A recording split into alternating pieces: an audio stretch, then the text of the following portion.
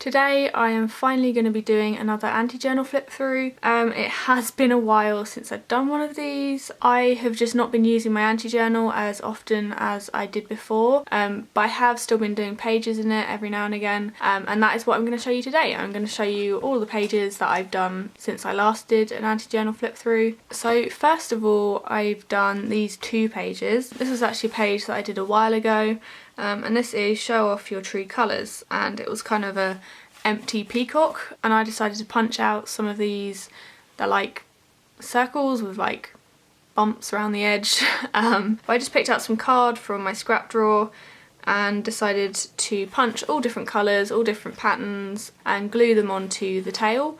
And then to fill in the background, I decided to keep this kind of dark and black down here, and then have colour going up and off the page. So I then did this page, which was repeat and alter. So at the top it just has these are black words, and then it had like obviously loads of lines to add your own. So in every little sentence that I did, I just changed one word in it. So it went from these are black words to these are small words, these are small cows, they are small cows, they eat small cows, they eat small pizzas, they eat giant pizzas, they make giant pizzas, they make giant socks, I make giant socks, I wear giant socks, I wear spotty socks, I love spotty socks. So yeah, completely random, but I then decided to doodle around the edge of it with some stars, some hearts, some little dots. There's also a cow, a small pizza, a giant pizza, and some spotty socks. So I then did this page, which was try to draw perfect circles by hand. I started off using just a black felt tip pen, and I kind of filled the page with different size circles, kind of circles.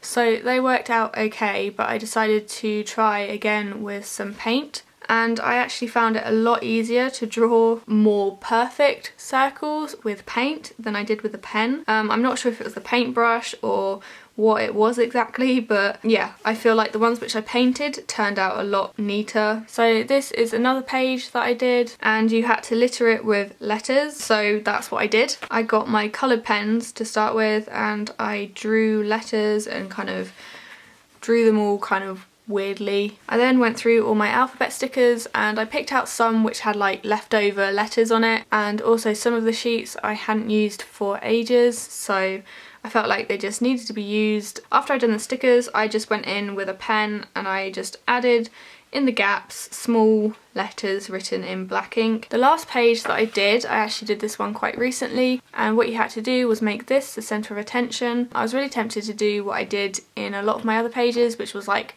fill the page with colours and make sure there's no white space and everything, but I decided to try and do it a little differently. I started off by kind of putting rings around it, and I was going to do that all the way to the edge of the page. I stopped at that ring, not really sure why, I just liked how it looked. I then started to fill in the outer ring with some pink arrows. Then I used the same pink pen to add some triangles, again pointing to the middle. I had these orange stickers which I really wanted to use, and I wasn't quite sure how I was going to use them, so I actually started up here with this one, and I was going to do it kind of straight and make sure everything was straight, but because this was all wonky, I actually kind of liked it being slightly crooked, and from that one I then did this one and this one, and it all kind of fit together, and I managed to fill in quite a lot of space. I'm not sure if you can see what is in this ring. It just has in yellow pen this going all the way around, so it's kind of like pointing at this. Then I found that I had these yellow star stickers, so I decided to add them in the gaps. I made sure that I had more around the kind of